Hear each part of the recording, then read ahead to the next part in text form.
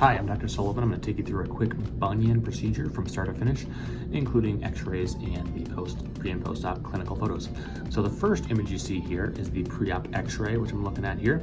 You can see the bunion, basically the misalignment of that big toe joint. The joint is unstable, and that second toe is quite contracted. If you look at the second toe, you can see there's kind of a nice angle there. On this next image, you can see the angle of that second toe a lot more clearly. You can see that second toe is popping up. There's a really sharp edge at the top right here. On the next image here, you can see after the surgery, there is a temporary pin in that big toe joint, keeping that bone in the corrected position. So you can see that angulation has increased. And we also have two little bone cuts in the second toe. You'll see the post-op image of that second toe from the side view in just a second here. You can see after we remove that pin now, we have a nice correction that's maintained.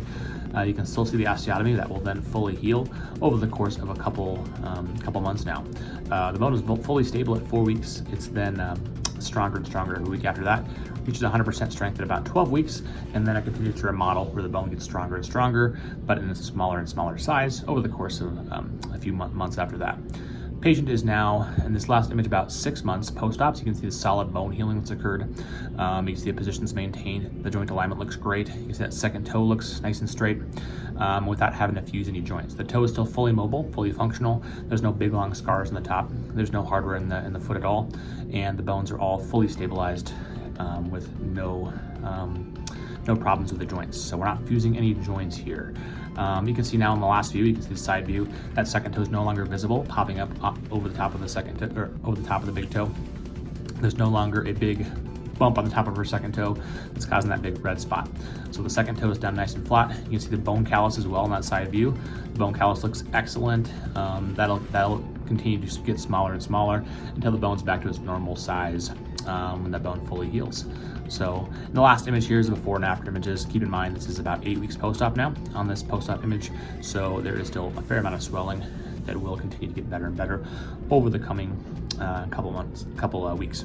So the patient has excellent alignment clinically as well as radiographically. She's able to walk right away. There's no permanent hardware in her foot, no fusion of any joints, so maintaining as much functionality as possible while fixing the problem permanently. This is a minimally invasive approach. All the incisions are about a 1/4 inch wide. In this particular bunion procedure, there's only one small incision that's about a 1/4 inch right where that first osteotomy is made. In the second toe, there's two small incisions, both about the width of a pencil. So very, very small incisions, very low trauma to the patient.